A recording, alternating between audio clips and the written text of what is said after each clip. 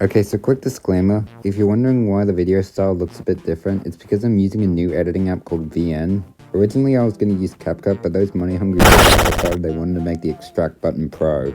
And I'm sure you probably don't want to see a teenage boy talking in silence like I'm on a podcast for however long this video is going to last. Also, yes, I know I haven't uploaded in like 6 months at this point, but my interests have constantly been shifting, so I can't really make a video about one set topic before I burn out. So with that out of the way, I'm actually going to start to get on with this video. So I've been playing a lot of Dimensional consoles recently, and I've tended to notice something. There's no easy way to lead into this, so I'll just say it, the game is survivor-sided. While with games like The Disaster and Pillar Chase being heavily killer-sided, I tend to see the opposite problem in this game. It's not that killers are completely helpless, however, I've never seen a killer wipe a lobby with more than 5 players in it, themselves included. I think this is due to the fact that each killer for the most part has a pretty big weakness.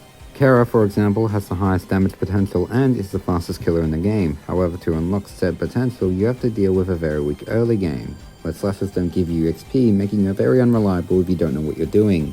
Yuri, on the other hand, is very reliable, however her attacks are very difficult to hit and give you high end lag if you miss them, making her a risk and reward killer. However, there is one killer in this game who I can't find a weakness for because of how he's designed, and that is of course the man of the hour, Vortex! I just audibly groan every time I'm facing a Vortex because of the fact that it's either a beginner or some toxic god thinking they are better than everyone. Some people might think I'm just crazy, and for those who think that, that's what this video is for. In this video, I'm going to be explaining Vortex's kit, as well as why he's so horribly designed. We're gone, man! Oh, I'm gonna stab ya! Vortex is a killer that needs no introduction. He's basically the PCX of this game, if you will. His class is an all-rounder with a 4 out of 10 difficulty range, so a very beginner-friendly killer. His base damage is 40, and he has 3 main abilities. I'll get to that one later. The only other thing to note about Vortex is that he has a passive outburst meter that builds up whenever he gets hit by a stun type attack. Notice how I said stun type attacks and not all attacks. Stuff like Bendy's Inkwave or Mugman's Super Art won't fill it, while stuff like Boris's X-Swing and Cuphead's Parry will. Nice up me, dude. One small issue. I am at your door. Vortex's first ability is his basic attack. The only thing to note about this attack that I didn't mention in the rundown is that you can hold down the button to bait the attack out. It even gives you a small jolt of speed if you hold it down long enough, however this is more of a detriment than anything useful. His next ability is Jump Attack. Vortex jumps into the air after a short delay, gaining a big speed boost and lands down after a while, making a massive AoE effect that does 20 damage with a bit of end lag to it. But even if you miss, it doesn't really matter too much as you'll still be in a position to start an assault. It can also be used as a replacement for a spring if it's walled off or disabled, however this is normally more of a last resort if anything. His last main ability is Burrow, where Vortex gets a free tracking ability along with a massive speed boost and immunity to some attacks. He also gains a small height boost when exiting the ability, which he doesn't really need, it just kinda helps. As you can see, Vortex is broken just by using these abilities alone, but at the very least you can stop him with Oh, what the hell, let's just get this ability over with before people start flooding the comments again. Now, I'm not entirely against games trying new things or making their characters unique, but at the same time there's probably a reason why no one has tried to make a main expansion ability that you can use in the middle of a match. This ability does 4 things that I want to talk about. 1. It disables your burrow ability, making movement a little more restrictive. 2. It increases your base damage by 10, allowing you to one-shot recently revived survivors. 3. It gives you infinite tracking. 4. It pauses the timer. Yep. The game about surviving a killer for a set amount of time has an ability where you can just say nuh-uh and pause the timer. Just... what were these guys thinking? I don't think I should be the one to tell you that an ability that pauses the timer in a game like this is not fun nor fair to go against. It basically throws any setup you may have had out the window and screws over anyone caught in its path for literally doing well against the EXE.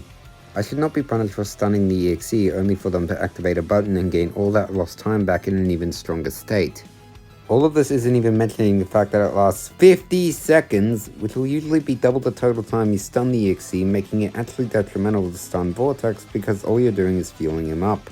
I want this ability to be fun. I think it's a really cool idea for an ability, but in the state it's currently in, it makes it unfun to even go against, let alone use.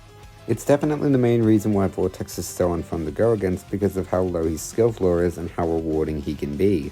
In fact, a few of you may have noticed he seems to overlap with a certain other monster in this game, that being Yuri. In a lot of cases, Vortex is just an outright better pick than Yuri, making it not even worth using Yuri to begin with. I'll just set a few examples.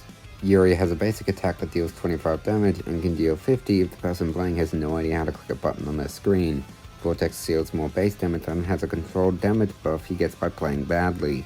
Yuri has a dash that, while good for comboing into a basic attack, has a lot of end lag if you miss it out in the open. Vortex has a much easier to land version that only has slightly less payoff and can double for mobility. Yuri is easily the worst at catching up to survivors due to her only mobility being only a minor distance gain. Vortex doesn't have that problem at all because of Barrow. I could go on, but I think I've made my point clear. Vortex is just a horribly designed monster with just one ability alone, not even mentioning the fact that his other abilities just make him unfun to play against. If someone in this game's mod team somehow sees this, I beg of you to rework Outburst because it makes Vortex absolutely horrible to play against. I'm fine with his other abilities for the most part, it's just that one part of his kit that makes him unbalanced.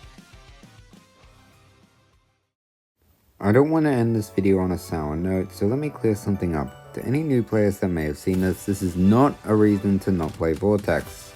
As much as I hate him, I'd rather see new players settle into the game calmly rather than seeing them suffer trying to figure out Yuri.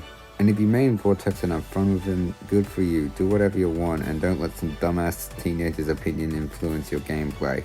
Also, please just don't harass anyone in the moderation team for terrible balancing. This game isn't even fully out of prototype, so anything can change if they really wanted to. Anyways, thanks for staying around for my rant. I really just wanted to get this out of the way. So, later nerds, until another 6 months have passed. Nah, I promise I won't be that long again.